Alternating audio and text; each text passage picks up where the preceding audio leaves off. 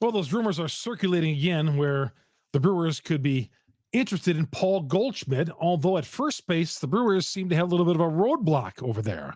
We'll see how that possibly could fit in on this edition of Locked On Brewers.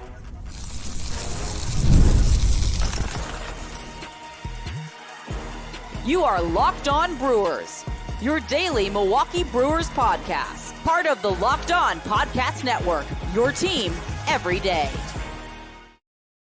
Good to have you along here on Locked On Brewers. Just Paul Goldschmidt to Milwaukee. I don't know how that possibly could happen given the logjam over there at first base. But apparently the Brewers are still very much interested in watching that situation over there with St. Louis and Paul Goldschmidt. Hi, everybody. Chuck Freeman here on Locked On Brewers, part of Locked On Podcast Network. We are your team every day. This episode is brought to you by Gametime. Gametime. Download the Gametime app, create an account, use the promo code LOCKEDONMLB, $20 off your first purchase at Gametime. All right. Yeah, this is very interesting. It was first reported like toward the end of September, and it kind of flew under the radar because we're talking Brewers playoffs at that time. Brewers had sewn up the playoffs, a playoff spot, the division, and we had bigger things to worry about than whether or not Paul Goldschmidt was going to come to Milwaukee. But it sounds like some of the stuff is gaining a little bit of steam.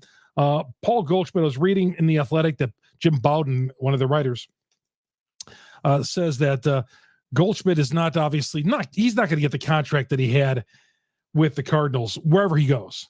He just finished up a 4-year, $130 million deal with St. Louis. Any team to give him that kind of dough would be out of their mind, completely off the wall. And the Brewers would never do something like that, nor would they do that with Rhys Hoskins at this point. Or there's nobody out there who would fit that bill for first base for the Milwaukee Brewers. I would see the only way they pay 4 years, $130 million. I would do that to Alex Bregman. But I don't know. We'll talk about that at another time.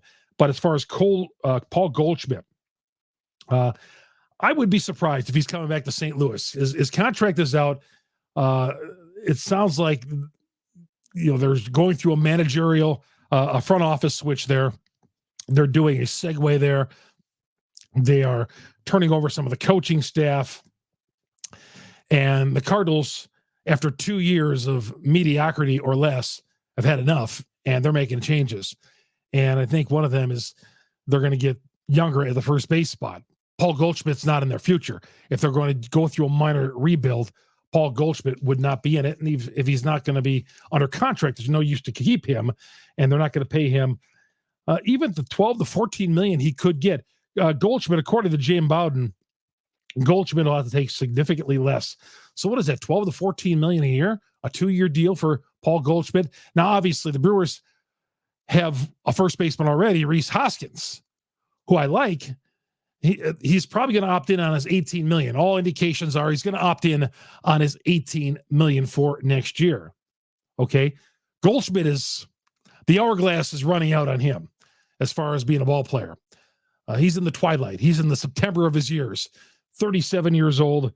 Last year, numbers down, 245, 22 homers. Did play in 154 games. Defense still looks to be good. He's been a Gold Glover at first base. His defense still looks to be solid in the games I've seen him play with St. Louis. So there's not a dramatic dip-off there. And he's always hit well at Miller Park / AmFam Field. But you're already paying a guy $18 million over at first base if he opts in, which I think he will, in Rhys Hoskins.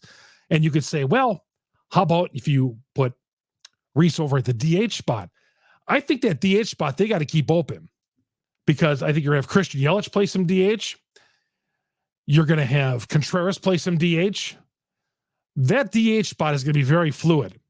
And to sign Goldschmidt with the idea of Hoskins or even Goldschmidt playing DH, I don't know. I want my first baseman to play every day. I want an everyday first baseman. And Goldschmidt and Hoskins, kind of the same player in that, well, Goldschmidt's better defensively. They both hit home runs. One is about 5 years younger than the other. That being Hoskins, he's 31, 32 years old. I'd be very surprised. The only way I think they go down the Goldschmidt road is if Hoskins somehow opts out of his end of the deal of the $18 million and becomes a free agent.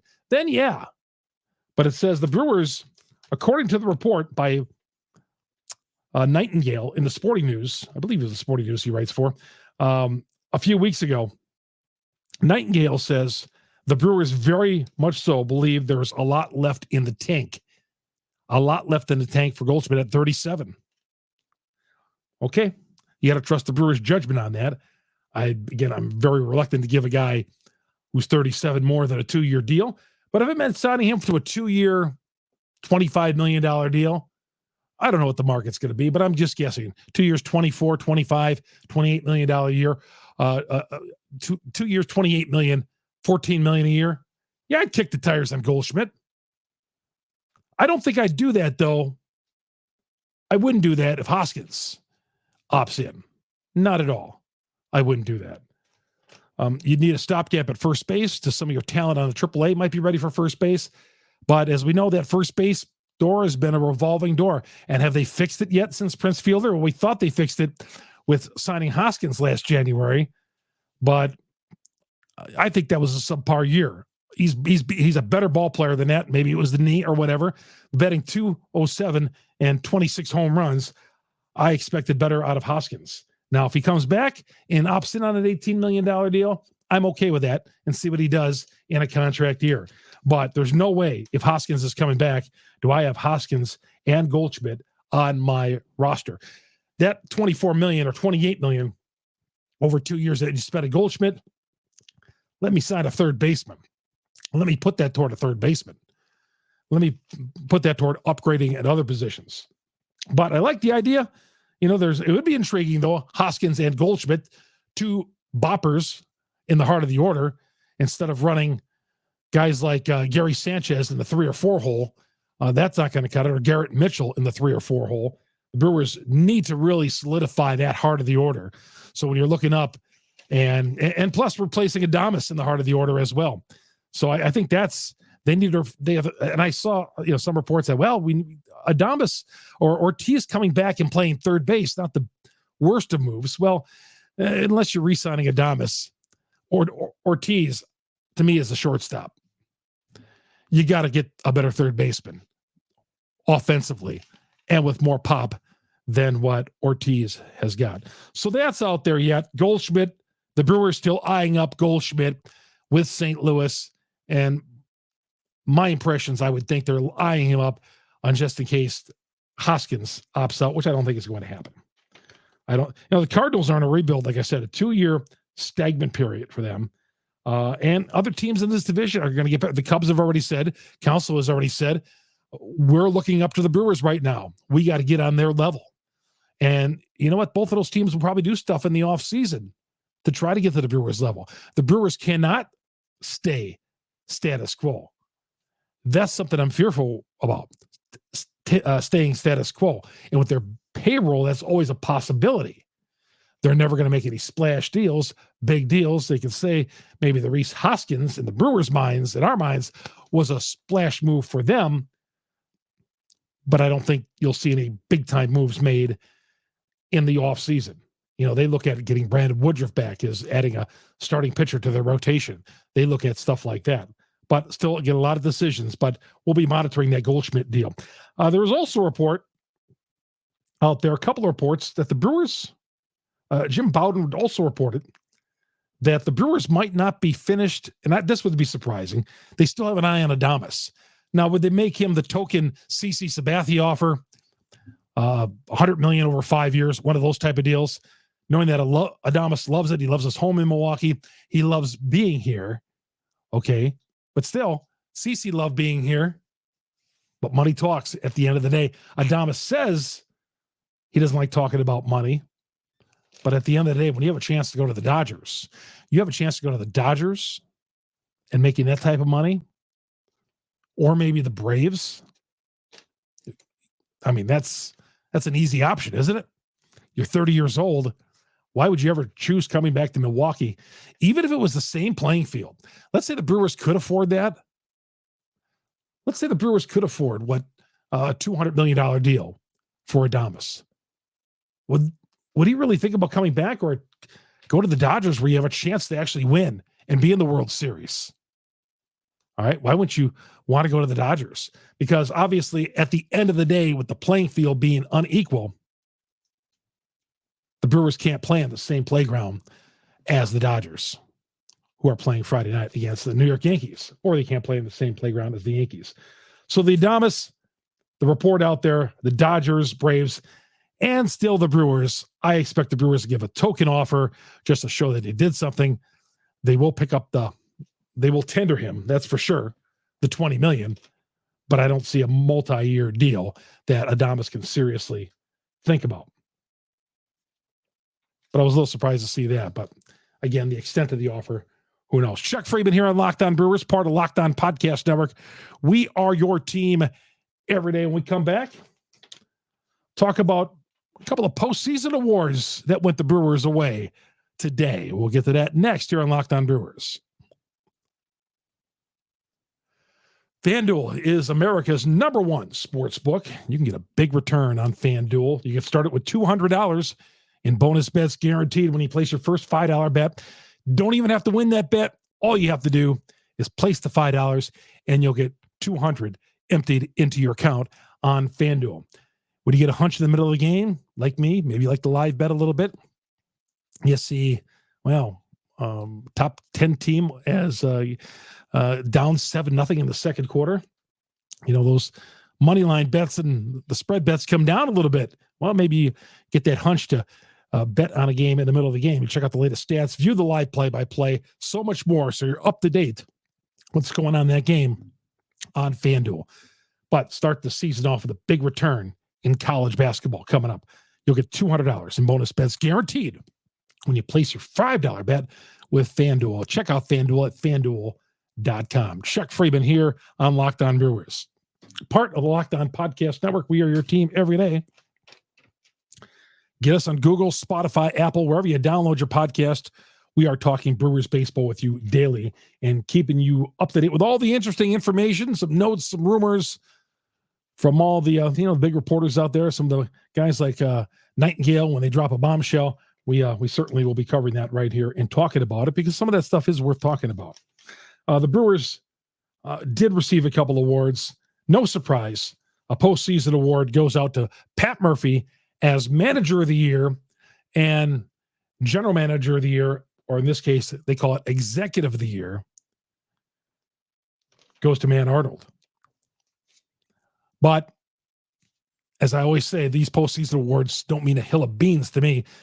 Yeah, Pat Murphy should be Manager of the Year for what happened in the regular season. I think the postseason, as I've always said, the postseason should factor into it. Postseason should, Carlos Mendoza did take his team to the brink of almost getting into the World Series. I think that should factor into it, just like in 2018 when Counsell took his team to a Game 7 in the NLCS. I think that should factor in the Manager of the Year. Just shouldn't be regular season. But Murphy, regular season, hands down, this will be one of several awards. Remember when the Sporting News used to be the Bible for baseball? It was the baseball Bible. Had all the box scores in it. You'd get it in newspaper form in your mailbox. Had the nice color picture on top. You had to make sure you wouldn't put it too close to your clothes because it would rub off and it would get on your shirt. Your mom will get mad at you. But Sporting News, the back of Hostess cupcakes, I always say, get 5 free editions of the Sporting News. And you cut it out in the bottom of the donuts of Ho-Hos or whatever, Twinkies, and you send it in. And your mom would always warn you there's going to be a catch involved, but there never was a catch. And they'd send you the 5-6 free issues. Sometimes they wouldn't stop. They just keep sending them to you. But I was sad to see when Sporting News eventually, as with all publications, stopped printing. Sporting News was the magazine, was the baseball Bible. And they named Pat Murphy Manager of the Year. And Matt Arnold, Executive of the Year. And you look what Matt Arnold has done. The bullpen arms that he's picked up in the offseason, the starters, Ray, you go right on. Tobias Myers, promoting him, and Myers did the rest. And his offseason work, there's no doubt about it. Rhys Hoskins, yeah, he tried on that. It was worth signing, and I applaud him for risking the move on that. It wasn't totally a bad move. Just that Hoskins didn't live up to his end of the bargain. It was worth the risk at the time. And, now it would look better last year. Now it looks not so much that he's the sum that Hoskins has got the $18 million on his end that he has ownership of. But still, no argument of executive of the year, Matt Arnold, and manager, Pat Murphy. I mean, you'd have to be a complete fool not to give Pat Murphy, if you're basing it on the regular season, just a complete idiot if you don't think Pat Murphy is manager of the year. I don't want to hear about Mendoza. I don't want to hear about Roberts at Los Angeles. I don't want to hear about Boone and the Yankees. I don't want to hear about anybody else. I don't want to hear about the Guardians manager. I don't want to hear about any of those guys. No, it is Pat Murphy. He's done more with less. 93 wins, considering the injury lists and everything. We all know what he did. We watch them every day. There's no doubt Murphy will sweep the awards, the postseason awards, as far as manager of the year. This is the first one. This one was voted on by the players and managers in Major League Baseball. Players and managers vote for this, the Sporting News Award. So that's cool. Pat Murphy, just another thing the Brewers can hang their hat on. I haven't seen anything sent out yet but I'm sure that they will. But the Sporting News just made that announcement a short time ago. Could the Brewers and Boston Red Sox be hooking up on a trade? That's another rumbling out there. We'll get to that coming up next here on Locked On Brewers. Download the Gametime app today. Download the Gametime app. If you're ready for the MLB playoffs, maybe you're out in Los Angeles and you're going to watch the World Series. You want to attend a game, go to Gametime. If you want to go to the Bucks game, Bucks take it on the Bulls on Friday night. Go to the Gametime app, create an account, use that promo code LOCKEDONMLB. Save you $20 on that first purchase. We'll tell you more about that in just a little bit. First of all, with Gametime flash deals, you save even more with exclusive in-app deals on select seats well ahead of the game or event. You can even go to the section and tap on the section, and they'll choose the seats. You'll save money on that as well. All-in pricing. Toggling this feature will give you all-in pricing, so you don't get a big surprise when it comes time to pay at the end of the steps. There's not a lot of steps anyway. Gametime's not fooling you at all. They're not trying to trick you into one price and then feed you a big price at the end. They have the lowest price guaranteed, or Gametime will credit you 110% of the difference. Download the Gametime app, create an account, use the promo code LOCKEDONMLB, $20 off your first purchase. Again, the terms apply. You buy Bucks tickets worth $100, you get them for $80. Create an account, use the promo code LOCKEDONMLB for $20. Download the Gametime app. Last minute tickets, lowest price guaranteed with Gametime. And you can download our app on YouTube, our growing YouTube page, trying to hit 4,000 here. We started this Locked On Brewers. There were people before me who did Locked On Brewers, but I took over. There were only a couple of hundred people on the YouTube page, and we've grown it to nearly 4,000. Would love to tip over that 4,000 mark with your help. So go to the Locked On. If you're watching us on YouTube, hit the subscribe button, hit the bell. If you're listening to us on the audio platforms, please go to YouTube, search Locked On Brewers, hit the subscribe button, hit the bell. That'll alert you every time we drop an episode. And of course, our audio pages as well. We're on them all. Spotify, Google, you name it. We're on all the Apple. We're on everywhere.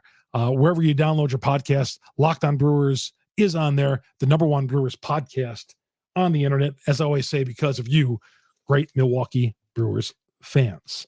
Yeah, the Brewers can't stay status quo. Status quo would be a big mistake for this team.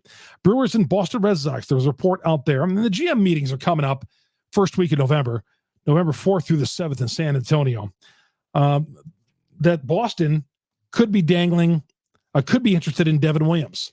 Now, the teams, there's probably a short list of people that are going to be after Devin Williams, because if you're the Pittsburgh Pirates, if you're a last place team, if you're a bad team, you are not going to be needing a closer.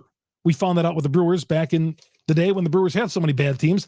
Didn't matter who was closing the game. It's because you didn't need a high price or high leverage guy, because there were not a lot of games to close. But the Boston Red Sox, who feel like they're on the uprise, they have some young talent. They have some established players. They got a good minor league system. The Brewers could go in there and get something nice for Devin Williams. So the Boston Red Sox right now seem to be a suitor. Hard to believe Devin's 30 years old, doesn't it? I mean, you would think Devin's like 26, but this is his fifth or sixth year in the league coming up. Seems a little longer than that he's been here, but Devin Williams, 30 years old already, man. guess mid 20s, he broke into the lead. But he's getting into the prime of his career. These closers, you just never know when it's going to end for them. I think Devin is one of those special guys, though, where it's not going to end. Kind of like a Josh Hader. Josh Hader continues to be great. I think with Devin too. And the Brewers did not want to give Josh Hader a long-term contract because they were wary, because most closers lose their good fastball, so to speak, by the time they've been closing for a while. Hader hasn't. I don't picture Devin Williams will have it, but stranger things have happened. So the Brewers right now looking to possibly dangle him out there, and maybe the Red Sox. Some of their veteran players, younger guys. Boston might be ready to compete, but like I said, there's a small pool of teams out there that would be interested in Williams. Just like Corbin Burns. A bad team in the offseason wasn't not going to pick up Burns. It was a big market team that felt that they could re-sign him, and that was going to help them, put them over the top. Now, Burns didn't help Baltimore get to the World Series at all. Did not help. In fact, I think in the one playoff game, he might have lost 1-0 or 2-0. To Detroit, I believe. Was it Detroit? No, it was Cleveland. Was it Cleveland? I think it was Cleveland. Baltimore lost in its first round playoff series. And therefore, Corbin Burns did not pay off. We'll see if he re-signs with Baltimore, but obviously Burns is getting a big deal. And Burns in the same situation as Devin Williams. Free agent at the end of the year. You want to get something in return for him, with the exception of just a draft pick, but it would be nice if you got 3 or 4 players in return for Devin Williams. All right, that's going to do it. Again, the Goldschmidt thing, like to see what you think of that. Hit me up on Twitter, Chuck Freeman, Freimund. Hit me up on Twitter. And, of course, our comments. I read all the comments that you put on YouTube. Throw your comments down there. What do you think of the Brewers going after Goldschmidt? And if they do go after Goldschmidt, should they go after Goldschmidt if Hoskins opts in? Would you be okay with Hoskins and Goldschmidt paying, what, $35 million towards that first base spot already? Because those two guys can only play 2 positions, first base and sitting on the rear at DH. You can't move them in the outfield. There's nowhere else for those guys to go. They're not versatile. Hoskins and Goldschmidt are in the lineup for one reason, to hit that big 3-run home run. And Goldschmidt coming to Milwaukee, that's what they would do. They'd put the big fella in the middle of that lineup right next to Hoskins, and you'd have 2 guys in there. But again, do you want to pay $32, $35 million combined for that first base spot? Oh, and you also have Jake Bauers, the possibility coming back as well. All right, Locked On Brewers, part of the Locked On Podcast Network. We are your team every day. Have yourself a great night, everybody. We'll talk to you on Friday.